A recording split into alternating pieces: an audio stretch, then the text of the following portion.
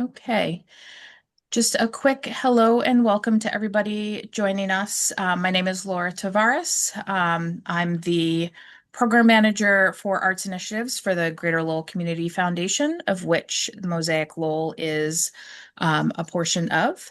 Just want to welcome everyone. And I'm going to officially toss it over to Sam from Think Outside the Vox to get us started. Wonderful. Good evening.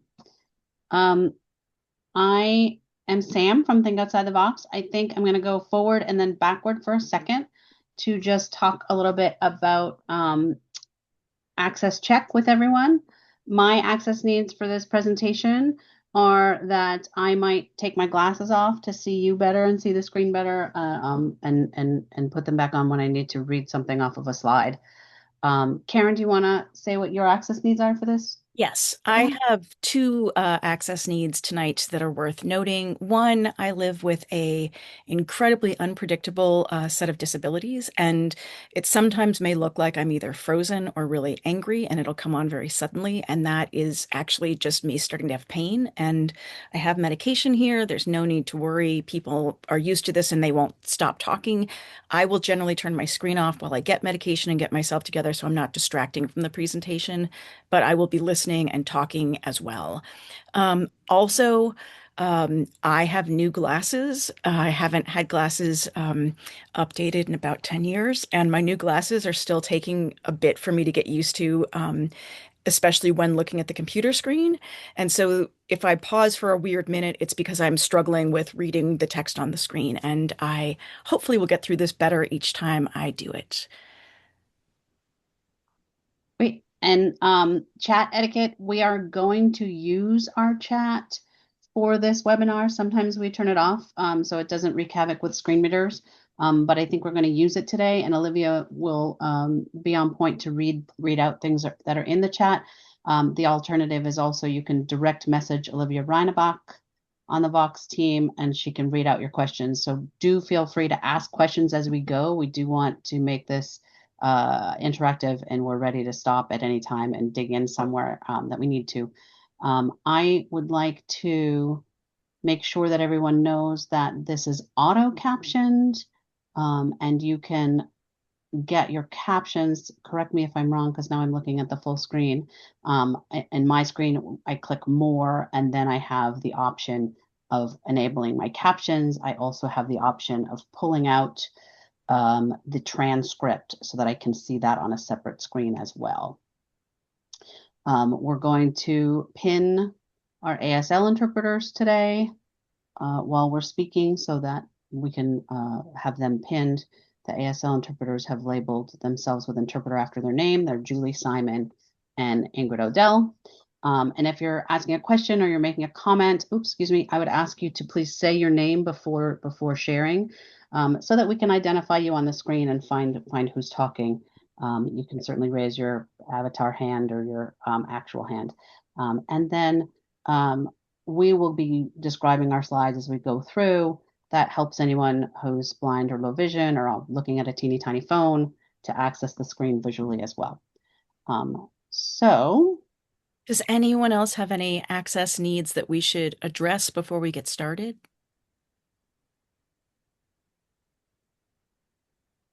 great. Okay, well, welcome. We're hoping that this will be an overview and a robust conversation today. My name is Sam Gould. I'm a co-founder at Think Outside the Vox. I'm an Ashkenazi Jewish woman with salt and pepper hair, wearing purple glasses and a purple Vox shirt tonight as well. Karen? I am Karen Krolak, a pale pink mid-century woman. In the photograph, I am sitting with one leg crossed over the other in a deep discussion from the floor with my trionic walker right behind me. In person tonight, I'm sitting in front of a very messy set of bookshelves with my tangle of white platinum hair tied up with a large strawberry clip today and my very sassy new pink glasses. Um, and as you guys introduce yourselves, if you come on to ask a question, just giving a quick visual description can be helpful to kind of keep track of who's who within things. Great, thank you. So just a quick who we are as Think Outside the Vox, and we're excited to be here. We always like doing work with Lowell Mosaic. In fact, jumping into describing one of my slides, the first picture on our slide here is a great picture of a deaf director of artistic sign language, deaf actor, who is in front of a green screen at Lowell TV. It was a great project that we did with Lowell Mosaic and for the Boot Cotton Museum, where we had a blind composer and a deaf director of artistic sign language collaborate to make some beautiful new works, compositions accessible for in ASL. And it's a fun project. Hopefully you'll get to see that sometime soon. But our organization, Think Outside the Vox, collaboratively builds disability. I can't even read it because I can't read my mission statement because of my screen. This is my access need. Collaborating builds disability justice and joy in the arts and culture sector. We elevate disabled creatives through training, educating, consulting, and expanding sustainable employment opportunities. What does that mean, you ask? It means that we work on both sides of the equation. So what we do is we help arts institutions get more accessible sustainably by meeting them where they are and giving them tools and reviews of their space or work one-on-one for a specific event, things like that. We also have a subscription. And so we help them move the ball forward to get more accessible.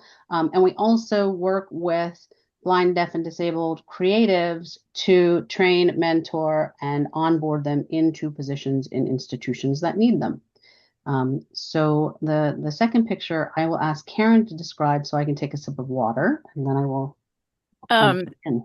so in the middle, there's a photograph that is from the ASL Salsa in the Park that was done down on the Thank you. It just flew out of my head. And it was led by Carrie Thompson of Silent Rhythms. She is a deaf-blind salsa dancer and activist who is just really incredibly vivacious. And even though it was pouring rain that day, and the group of us were of various levels of having had any training whatsoever and wide spectrum of embodiments, we are still there in a circle on the Boston Dance Alliance's dance floor, dancing out in the rain. And you get a sense of just how much joy comes out of moments like this when you can see the number of people who have mobility aids or various forms of access aids around them as we're all dancing and the smiles on people's faces. Thanks. And the third picture that we have here on the slide is a backstage tactile tour where a youth performer is explaining the oversized utensils that were props in the performance of Honk to a blind patron, and they're laughing about having a sword fight with a knife. So without further ado, let's jump in. Okay. So we wanted to start with a question. And before we get people answering it, I'd like everybody to just take a beat and think about it because our question is, do you benefit from accessibility services? Which ones? And many people who don't identify as being disabled will at first say no, but I'd like you to look at the various things that we've pulled up as pictures on this slide to kind of start thinking about what you might not be paying attention to in day-to-day life that are accessibility services. So starting over on the left side of the screen, there's an open captioned theater piece where the captions are going on above the set. There is a assistive listening device that's in someone's hand next to that. Above that, there's a pair of incredibly sassy rainbow colored frames of eyeglasses.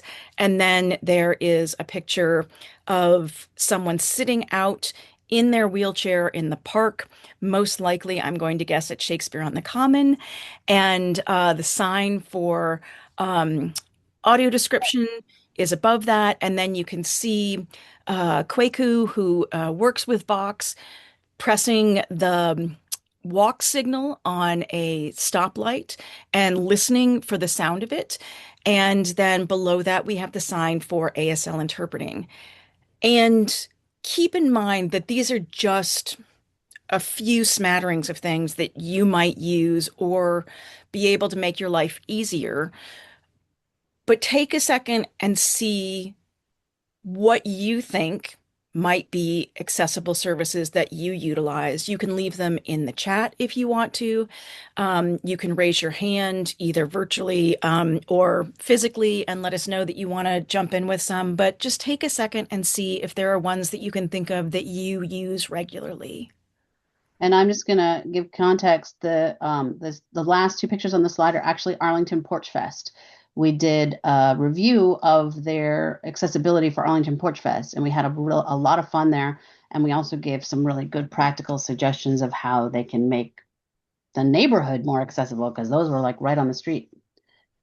Um, and if you could read some of those out of the chat, Olivia, that would be helpful because I don't have my chat screen open. Sure thing. This is Olivia, and that's what I'll be doing tonight. So feel free to answer in the chat or raise your actual or virtual hand.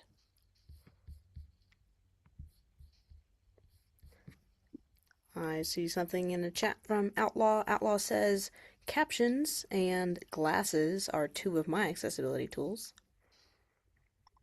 Food Arifa, delivery. I love that. Hang, yes. hangry is an access need for sure, for sure. Audiobooks also from Arifa. From Michael says glasses, yes. Mhm. Great. Let's keep thinking about these. Olivia, would you read the last one and then we can? Yes. Keba or Kiba, I'm not sure how to pronounce your name, says they're a middle-aged African American woman, and they're from Bell Forge Art Center in Medfield, and they use eyeglasses and contacts for nearsightedness and captioning on the daily. And someone else in the chat says glasses for sure. Kiba, thank you, Kiba, for saying your name phonetically. And Tanya says closed captioning, live streaming, screens outside of a theater auditorium, and yes, that absolutely counts. That is definitely a point of accessibility. Yep, I want to know that theater so we can go there. And part of what we wanted to get us looking at are exactly these things, that there are a lot of tools that we use um, that maybe aren't necessarily initially designed for the general population, but come out of access services and become something that make everybody's life a little bit easier, a little bit better. And as we start talking about accessibility and ability and disability, there's a couple of things that we just wanted to throw into the conversation early. The first one being that not all disabilities are visible or apparent, and that many disabilities are variable and dynamic. So that, for example, with myself, even though I use a walker, if I'm not having a lot of pain, there are a lot of times where I get up and I don't need it. But as soon as I do, I need to have it there so that I'm able to get safely to someplace to be able to take my medication. Um, and not everyone who has a disability identifies as disabled. And it's important to know this when we are talking about people, because sometimes we look at someone and we might think that they identify as being disabled. For example, there was a woman that I used to teach dance classes with who was born with limb difference.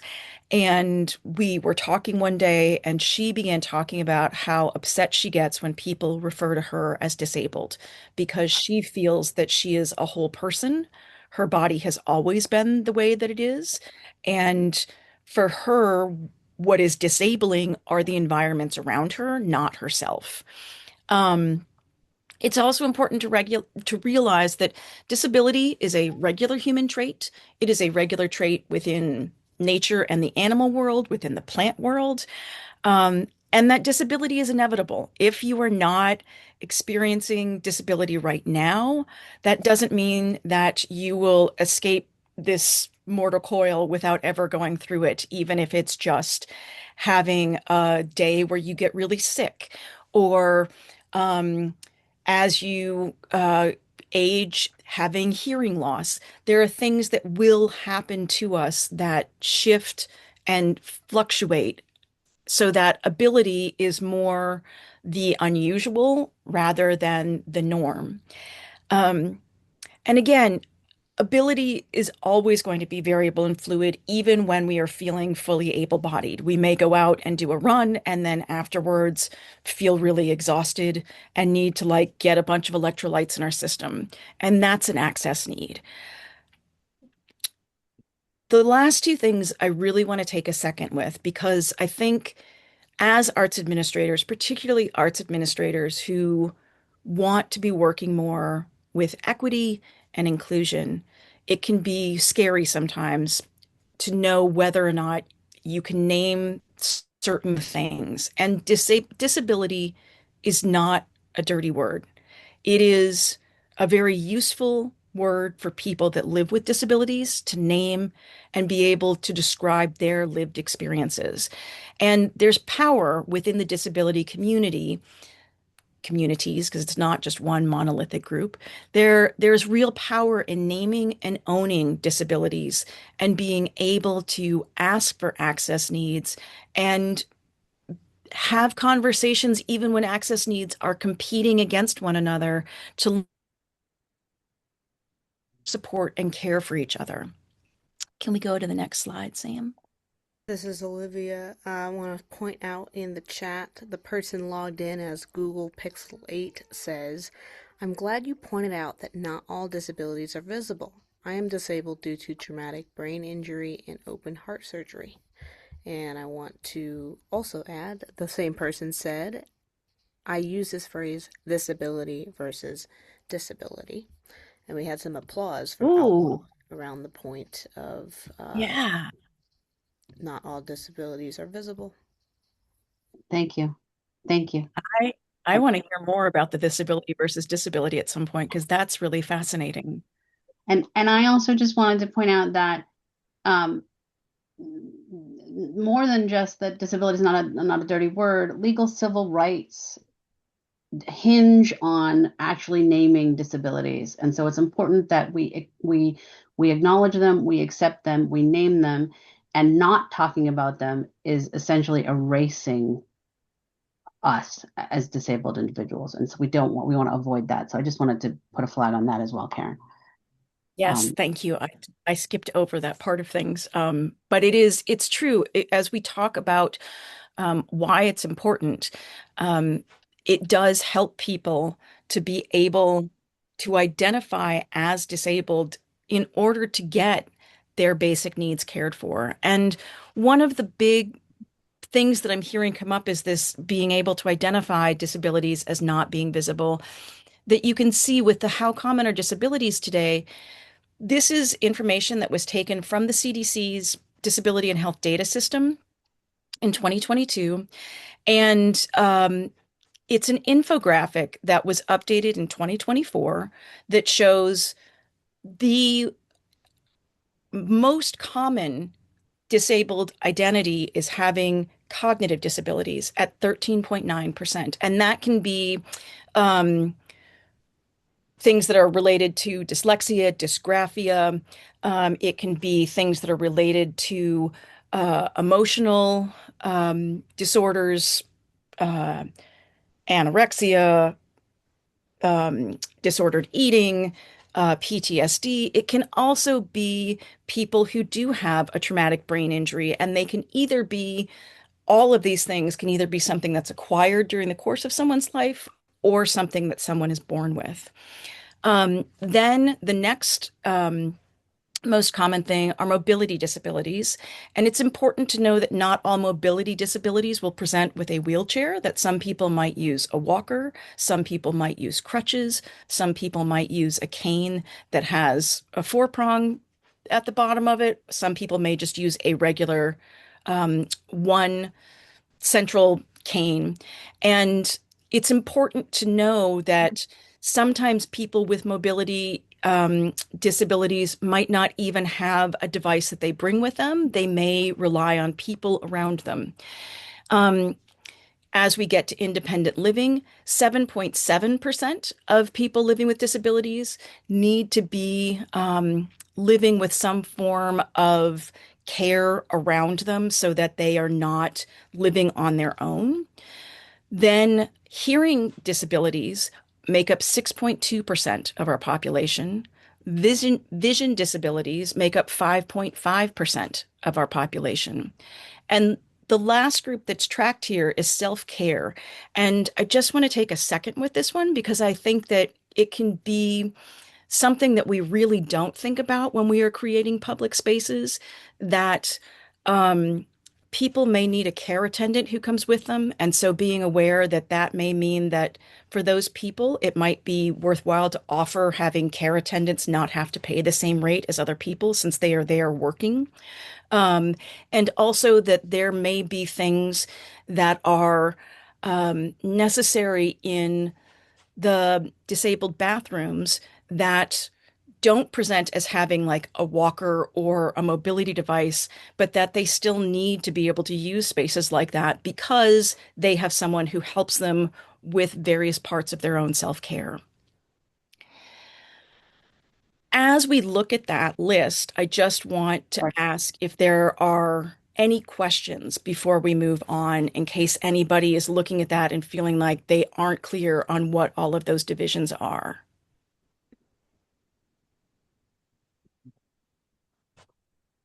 Okay.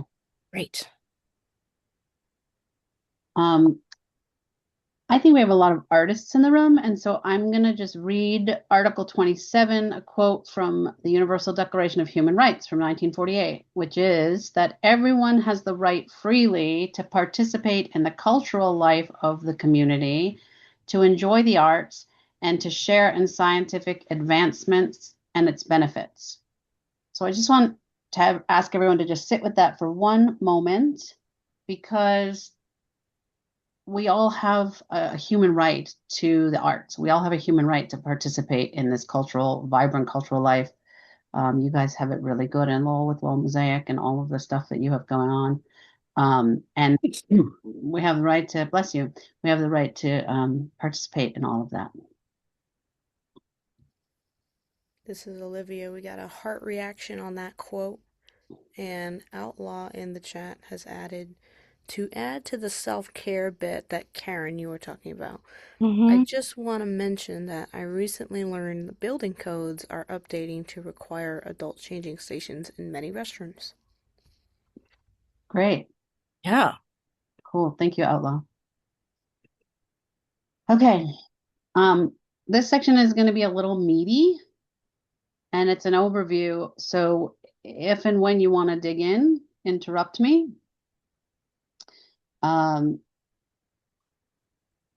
Examples of accessibility in the arts are numerous. I have hit some of the high points. I will start with the category of American Sign Language. So this would be performances interpreted into ASL. They will have a deaf director of artistic sign language working with a 2 to 4 person interpreter team. Sometimes there'll be a deaf actor, a deaf interpreter on the interpreter team as well. An actor or interpreter, I should have said, on the interpreter team as well. I want to point out to you that American Sign Language is its own language. English captions are not a replacement for American Sign Language. And that American Sign Language is communication access, and it shouldn't simply be used as performative. And the reason I say that is because sometimes you will see an institution, a theater, asking for American Sign Language without actually having a deaf audience. And so if they're putting on a performance with American Sign Language without having a deaf audience, then the interpreters that could be actually serving patrons that need them are being used in a space where they're not needed. So just be aware that ASL might not be your first line of how you want to make yourself more accessible, you want to grow your deaf audience and for sure work on that and then bring in the American Sign Language. That's a perspective. The second example that I will hit on my slide here is open captioning. Open captioning, I always think, is giving you the most bang for your buck to make some of your performances more accessible, because you can get a large portion of your audience, patrons who are hard of hearing, older patrons, patrons who speak English as a second or third language. You can caption in multiple languages, which is really exciting when you go to a performance and you see captions in multiple languages. You're capturing new readers. You're capturing the neurodiversity set. And frankly, captions help anyone who misses dialogue on the stage, because actors mumble and mics go out, and they turn their head. And so open captioning is usually a really great way to focus people on your performances. We get that a lot from people who go to open caption performances that say, I didn't realize that I needed the captions, and they really helped me focus on the performance on stage. And then another way of making performances more accessible is audio description. This is primarily a service for blind, deaf-blind, and low vision patrons.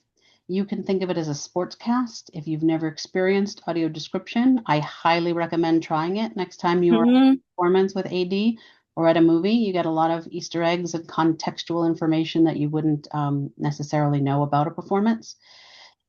In spaces, it's done best when it's delivered by a blind quality control specialist on the team, along with describers.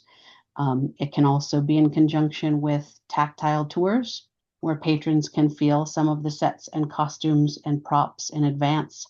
And those are also usually open to the public, so you could take advantage of those as well.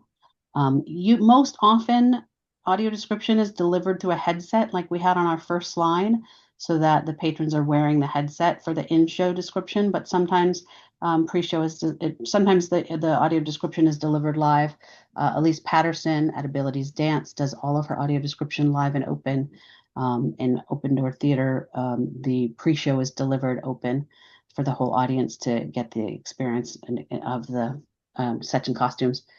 And the pre-show can often be posted ahead on social media and website information, so that patrons can get that before they come in. And this is a great way, as an artist or a presenting company, for you to get some PR, and by putting some of that on your social media and bringing in audience, with the universal design of sharing the audio description pre-show with people in advance. I'm going to take a breath and just make sure there are no questions in the chat before I hit sensory friendly. Am I good, Olivia? This is Olivia. I just switched the interpreters for pins. We have a great question from Kiba, and you kind of answered it, but I'd like for you to answer again, or, call on us to do stuff, answer this. What are recommendations for growing an audience in the disability community to utilize all these tools that we're talking about, that we'd like to offer? You did hit on one already, and I'm happy to repeat it, Sam. Go for it. Sure. Well, I'm the marketing communications manager at Vox, so you know what I'm going to say, which is lean into your PR. What are you putting on your social media? What are you putting on your website that talks about the accessibility that you may already have in your space or at your event? I'd like to think of a website like your porch. I'd like to see that your porch is accessible before I enter your house. So that would be my recommendation for growing the audience. If you can start to put features like image descriptions, like captioning all your videos, that makes me feel welcome and wanting to explore more about your practice. When's the next time you're going to perform? When's your next workshop? And I'll tell you that word of mouth is very strong in the disability community. If we find out that there was a good event that was very accessible, we are going to find out about it. And the inverse is true as well. Yeah. Thank you, Olivia. We're going to dig in a lot to those practical tips and tricks on the next slide for sure. But spoilers, know before you go information is probably the number one takeaway that you can do right now to make your offerings more accessible, making sure that people know before they walk in the door. And we'll talk about that in just a sec. Can I throw in an idea too, though? I Yeah. think that one of the things that has been most interesting to me is realizing that when I go to see performances that are put on by disabled artists, I have been learning about who are people within the disabled arts communities who are kind of the first adopters of new things. And by being able to go out and see their work and get to know the audiences that they're working with genuinely, I think that's how people get to know other companies in general. And that if you want to be bringing more disabled populations into your venue, you need to be doing the work of getting out there and going to things that center the deaf community, the blind and low vision community, neurodiverse artists, and there are plenty of them within Boston and around New England who are doing great work. In fact, Abilities, that's already been mentioned once, will be having a performance of Firebird 2 at the Strand in September. And it's a great way to be able to go and put yourself in a community that is different from who normally comes to your venues and look at how you start building those relationships on a human to human level. Yeah, you're right. I mean, that consuming other people's work is the best way to improve your own accessibility and get ideas, spark ideas. Hmm. Um, This is we also have a newsletter that you're welcome to sign up for our newsletter to find out more about accessible offerings as well. This is Olivia. I'm going to read out two more comments in the chat that Please. completely mirror what's being said right now. Christopher says, uh, regarding growing your audience, the quote is, "If you build it, they will come." But Chris is saying it's not necessarily true. The solve is what Karen is saying. Attend disability-centered, disability-led events of all kind and seek these creatives out. Attend them, observe, learn, and Karen mentioned Abilities Dance. At the very, very end, I'm going to share a list of these resources in the chat, and I'm sure that Mosaic Lowell will happily email those out after this webinar. And Outlaw mentioned Shakespeare on the Common, which happened, our accessible performances a couple weekends ago. We had a record-breaking 36 deaf patrons at just one of the ASL interpreted shows. So this included deaf community, hard of hearing community, ASL interpreters, folks who are in the ASL community. So 36 members went to one ASL interpreted performance. And yeah, it was record-breaking. And that's an example of consuming each other's art for sure, for sure. Okay, if I don't go back to my slide, I'll never go back to my slide. Sensory friendly and neuro-inclusive performances sometimes are also called relaxed performances. And the biggest accommodation with these sensory friendly performances is making the audience welcome and allowing them into your space, telling them it's okay to stim, it's okay to move around, it's okay to enjoy the show comfortably. Having a chill out area as a quiet space. You can run a live feed there of the show so people can take breaks. But building in the sensory friendly accommodations from the start makes a huge difference, and bringing in an expert consultant and paying them to make the offering sensory friendly is a great idea. And you can offer snacks and fidgets or earplugs for sensory friendly neuro-inclusive performances. And then the last one on this slide is physical accessibility. So make sure you have considerations for wheelchairs, spacing, stairs. Make sure you have considerations for companion seating, because somebody using a wheelchair or walker does not come alone. Somebody using with an assistance animal is not coming alone. Those people are buying tickets and they're buying them in clumps. So Math has a great program for WIC and connector care tickets. I've been pushing them to do the same thing for PCA tickets, because I think you should offer tickets to personal care attendants for free, companion tickets. And what might work for a wheelchair in a space might not work for a walker, and you don't necessarily want to take someone's walker away and put it across the theater when they need it for emergency preparedness and things like that. And then also in physical plant, thinking about your sight lines for your audience, especially when you have an ASL performance, and thinking about your lighting, making sure that your lighting is adequate and not using necessarily haze in everything because I hate haze with a passion. And if you're going to use haze, please put haze on your know before you go information so that someone like me can wear a mask to your performance so that I can breathe and not use my inhaler or leave your performance because I can't breathe with the haze.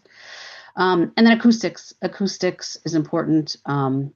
Sound is really important. I usually take a decibel meter into a space when I'm doing a performance and actually measure the noise that's coming out of the performance so I know what I can put on my know before you go information as to how loud the performance is. Okay. Anne. Going to take over with considerations. Yes, please. And it's really important to recognize that when we are trying to get organizations to become more inclusive, it needs to be something that the entire organization buys in on. That it's not something that can just be one person and have that person be the person who needs to take on all of this. You want to look at, do you have any disabled stakeholders on your access team, on your staff, on your board? What percentage of them? And if you don't, it's really important to ask yourself why and how to be able to increase those numbers, because having people who are disabled represented within your organization will definitely help draw more disabled audiences. And you want to consult your stakeholders as you build access. I know that it's really easy to be embarrassed that we haven't done everything yet. And so to not want to talk to people, but being able to recognize that you're not doing things and start talking about it will help you to know how to target what parts of your programming you start with. And as you determine where you're going to start, you have to determine what percentage of the budget is going to be allocated to access. And it can't be something that's just 1 year we're going to do this. It needs to be an ongoing part of your budgeting process moving forward. When you build the community and the trust with disability justice frameworks, you will find that it is very important to avoid what's often referred to as inspiration porn, or this idea of inspirational benevolence. People with disabilities are people first, and they live with things. They may have challenges in their life, but that does not mean that they are suddenly a hero because they show up and do things. And being treated that way can feel very much like we are being treated as others rather than people like everyone else. Um, you want to keep a clear and responsive conflict resolution policy. It should be posted and it should be something that you want to make sure is getting used. And to do that, we'll talk a little bit about this in the staff training part. You do want to be able to prepare yourself for negative feedback. That a lot of people, once they start doing something for a new community, want to be applauded for doing that rather than recognizing that one of the first things that will happen when you start having conversations is you will start getting to a point that people trust you enough to tell you what isn't being met, and that that's actually a sign that you're doing something right, that people want to talk to you about it. Um, as you're advertising, you want to think about your advertising as inclusively as possible. And so you want to look at, are you encouraging diversity of voice and experience in what you are putting in the pictures that you're displaying, in the people within your staff who are asked to be representatives of your organization? All of those things are really important because, again, if your organization doesn't have any representation from the disability community, it feels harder to be able to trust. Um, and you want to be advertising in slightly different places than where you might be already. If you're currently not bringing in people from disability communities, you need to expand where and how you are advertising. And so you want to look into where are marginalized, disabled artists and patrons getting their media from, being able to explore it first. Again, just like going to shows, be able to watch some of the um, deaf news programs, be able to look at what's different about how you are pitching and thinking about sharing with communities outside of your own. And again, consult with user experts on how to do this well. Use language such as "we support authentic representation" and really mean it. Don't just say it and then expect that to be okay. You need to actually do the work of supporting authentic representation. As we've talked about before, you want to specify and know before you go details, including what your limitations are. I would rather know before taking an Uber across town to be able to get to an event, that I will not be able to go in the front door with everyone else, and that I will actually need to go around an entire city block to get to the back of a building and then go through a section that may or may not be shoveled in the winter time to be able to get to a back door that may or may not have any directions to it, because then I will choose not to go to something rather than to find that out when I get there and get very frustrated and feel as though no one is thinking about actually welcoming me into their space. You also want to think about this in terms of how do people prepare to be there. So if I know that the only bathroom in your building is in the basement, and that the intermission is only going to be 10 minutes long, I might make a different choice in where I want to sit within the audience so that I can get down and back as quickly as possible. Um, Lastly, in this section, is public transportation available and consistent to your location? And as that changes, update your website so that if right now, when the orange line is down and you're on an orange line, let people know that the orange line is down, or let people know that the elevators are out at the orange line station near you. All of these things make people feel like they are seen and trusted by you instead of being an afterthought. As we go back to the idea of staff training, I want to point out that this is all staff. This is not just about one person that we lay all of this work onto, because it is an enormous amount of work. Everybody needs to be trained in best practices that are built on community. That means the front of your house, your board, your technical crew, the ticket salespeople, everyone. People should know that you don't ask your patrons for medical proof of a disability, for example, in order to be able to get a ticket in the section that is set aside for people with mobility disorders.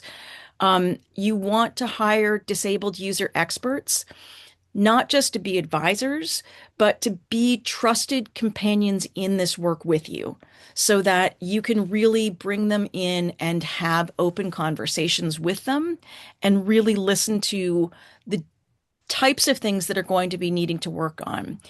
And you want to create a culture of access care for staff that will reinforce access care for the artists that they work with and for the patrons. And if you begin with the culture of your organization, looking into access needs, way to support various ways of being in spaces, you will really see that that ripples out into every interaction that they have, both in their personal life and in their professional life, and how they go about behaving in the world.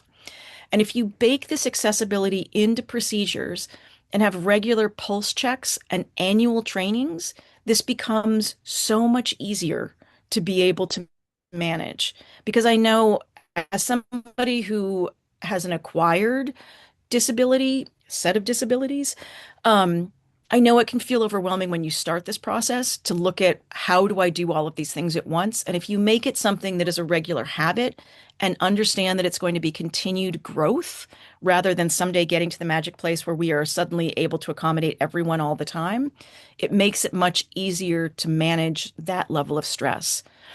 And then the last one, I just want to say again, people need to learn to take negative feedback and to see it as a sign of being trusted, that someone is taking the time to tell you what is wrong because they really wanted to be there and be included. And when you develop and post your grievance policy, whoever is manning that needs to really know that that is true. And they are going to need support to be able to handle this for you. So, whoever that front person is who handles that needs backup support from the organization to be able to keep doing this work, which is very difficult and is very emotionally draining for people. And that presents its own form of, again, access need, which, as we circle back into, this should be all staff involved, that you want to be thinking of working like a team that way. Okay, so you guys, I can tell you guys are like, oh, but Sam and Karen, this is so hard. We can't do everything. And the whole point is, no, you can't do everything. And don't try and do everything all at once. Start slow, be sustainable. I would like to give you guys a couple of easy modifications that you literally can do tomorrow. And pick one and start there and go and like take the pulse of your organization and start there. So I'm going to go through some really easy modifications that can make a huge difference in your organization, and it can be done with little or no budget immediately. First of all, your signage. Everybody work on your wayfinding signage, because maybe I can get to your institution, but I might not be able to navigate my way around and find your restrooms and find your elevator and find all the things I need. So make sure you're posting clear restroom signage, wayfinding signage. Even if it has to be a piece of paper during the performances, it's better than not having signage, and having it at different levels is always a good idea. I can't tell you how many places we go into and the wayfinding is just, it's really difficult. That's a big one. The know before you go information that we talked about, really important. What Karen shared is, you might not be perfect at something. You might actually have a deficit somewhere. But if you tell me that, then I can come an hour early to your performance so that I can do what I need to do to make myself comfortable in your space and actually see your show. And I'm so appreciative that you do that, so that I can enjoy your performance and not get there and realize I can't stay. I have to leave at intermission. And so a third one is offering materials in multiple formats. This is really easy to do. So you can offer your playbill a hard copy. You can offer it in large print. You could offer it electronic so that it's readable with a QR code, and also through a screen reader. You can offer it in Braille. So you want to offer your materials in multiple formats so that anybody can consume that information in the way that they need to consume that information. This is something we see a lot. Make sure you're keeping a well-stocked first aid kit, and make sure your staff is trained in emergency procedures. We go into spaces a lot that there's only a couple people that know the emergency procedures, and there are no provisions for people with disabilities for emergency procedures. So much so that we actually just launched an emergency preparedness for the disabilities community set of modules that are open and free, and you can find them on our website. This one's a good one. Leave chairs on stages, in waiting areas, around your space and around your gallery. Patrons, people, artists should have options to sit when they are in your space. That will make them come in. That will make them stay more. That's something you can put on your website. We have a variety of seating available in various places. That is welcoming. That is saying you can be here and you can spend time here, and you don't have to stand with a cocktail in your hand for 2 hours. Lighting, always check visibility, contrast, balance against spotlights, avoid flashes and strobing that might cause anxiety or seizures. Post lighting warnings if you have lighting changes. Make sure especially when you're bringing in ASL interpreters, you're confirming and dedicating lighting to ASL teams and to deaf presenters in your space. So lighting is something that everybody wants to look sexy and great, but you also need to balance that with accessibility and being visible and making sure your audience members are safe and can see. This is my favorite thing. Invest in a music stand on wheels. This is a less than $50 item that you can get online or wherever you buy music stands. It's just a music stand on wheels. And it's great because it frees people's hands up. So if we have people who are using ASL and need to use their hands, if we have somebody who has a tremor disorder and or limb difference, and this music stand just moves around the theater with you, you can use it to put a projector on and use it as a little podium. So it's a cheap item that every theater should have and every art space, I think, should have. And then when you're doing these talkbacks, and everybody loves a talkback or a pre-show discussion to contextualize the action, if your stage is not accessible, please don't do that on the stage. Bring your talkback in front of the stage to the orchestra pit, for example, or into the audience, so that you're not alienating a disabled presenter or making it so that your talkback is not accessible for everybody to participate in. That's an easy one. I'm gonna keep going on them because I want the couple minutes for questions if we want it, unless there's any questions in the chat right now, Olivia. Yes. Go for it. We have a few. Outlaw mentioned growth edges, and that refers back to, again, when people reach a level of comfort in order to give all kinds of feedback, not just praise, but feel comfortable to say, hey, you could do this better. We have more direct ways to engage community and modifications. Here's one from Chris. Consider hiring models with disabilities or disabled models for your web images and hard copy assets. And that doesn't just mean your accessibility page, but you can put those pictures on all pages because we do more than accessibility. We do all kinds of things. Continuing on, Chris says, work with persons with disabilities beyond the typical, oh, there, you just said it, beyond the typical disability. Access content on your website, social media, and brochures. Add images of hired models for your newsletter campaign. So another way to spark engagement and have some authentic representation. Someone from our Google Pixel 8 phone says, I only love to create. The admin process in my business is brutally boring. And then Outlaw mentions a nice lighting thing, back to that point about lighting, that they learned at the LEAD conference, which is a Education, Arts, and Disability conference by the Kennedy Center. It was hosted in Philadelphia last week. For sensory-friendly performances, you can have staff with glow sticks or other lights, and they can hold them up before surprising or startling things happen on stage or in an event so that people can mentally prepare. I think that Yeah, goes. that's an interesting point, Ella. Thank you for bringing that up. What we do in my other theater, in Open Door Theater, is we actually flag those. So we have an actor, for example, when things are about to get loud and there's about to be a fight on stage, for example, an actor will flag it with their hands and will bring that out in the pre-show and explain to people that this actor will notify you when there's things that are going to get grumbly. So there's some really great creative things that you can do for sensory friendly programming, but that's a whole nother webinar. Sorry, Olivia, I didn't mean to step on your words. Was there another one? That's it for now. I think Great. just we have 5 minutes left of this webinar, just to let you know. Thank you, 5. So just to give you the takeaways, accessibility is work. Take it one step at a time. Don't try and do everything all at once. Determine which accommodations are simplest to implement first.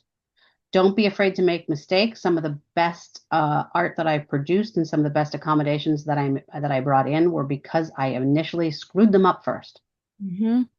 Educate your full team, artists, staff, board, contractors. This isn't just a one-person job. Accessibility is ongoing. It's not a destination. It's a direction, and it's not one and done, and it's not static. ADA compliance should be your baseline minimum. That's where you start. That's not what you aim for. And always, always disability centered. Ask and hire and pay for expertise of local blind, deaf, and neurodivergent and disabled experts. So we have exactly 4 minutes for questions. And I'm going to put this slide up just so that if you want to capture it, you can. And it's got URLs and it hopefully will give you some to see some of the social media and consume some accessible art is you could follow us on socials. Do we have any more questions in the chat, or does anyone want to unmute and have a conversation in the last couple minutes about this stuff? This is Olivia. We have a comment in the chat. I actually have lighting problems due to my seizures, so I limit strobe lights, etc. And then Michael said, "Thank you. This was valuable." Thank you, Michael. And thank you too. That was a great illustration of know before you go. So if someone says they're strobing in their performance, maybe you sit that one out. Or maybe you can write to the theater and say, do you need to have strobing in this performance? Because a lot of times it's an effect and it can be easily compensated for with other effects. We've got a question in the chat from Outlaw. Hey Sam, what are some easy ways to get Braille? Oh, that's interesting. So we did emergency preparedness modules with a company in Massachusetts. It's a blind-owned business, a husband and wife team. It's called Get Braille, and they are very affordable if you want Braille resources for your space, signage, sometimes programs, business cards, overlays for business cards, stickers like that. We use them a lot, and they're really easy to work with, and they're cheap and they're fast. Affordable and fast. I don't mean to say cheap because it's good quality. Also, if you have somebody who goes over your Braille document for you, and you're just looking at places to get it printed, keep in mind that now that so many of our libraries have maker spaces, that several of them are actually equipped to be doing printing for Braille documents as well as part of their maker spaces, and that people often don't ask about it to know that it's there. But I'm going to throw a flag on that play, Karen, because I will tell you that when we're in theater and museum spaces with blind experts a lot, some of the signage that was extremely costly that went up is incorrect. And it's Right. like not capitalized. So you want to make sure that you have your Braille read by somebody, right? That's why I said, like, make sure the document gets read by somebody beforehand so that you know what it is. But like once you have the document, that is a place that you can go, since you can't just take it to Staples and places like that. Yeah, and I don't want to run out in the last minute, but I see that Kiba put in the chat, yes, Lowell Mosaic will send out a recording of this. They also post this on their website. And then also, yes, Vox does offer staff training. We do staff trainings on a regular basis. And then there's a second one that you can opt into next month where we're going to dig in a little bit more for some tips and tricks and actually open our access bag and show you some of the things that we use in spaces. And then Olivia put some resources in the chat as well if you want to grab those. Hopefully we can send those out as well. With Laura, we'll send those out from Lowell Mosaic. Yeah, So absolutely. Thank you.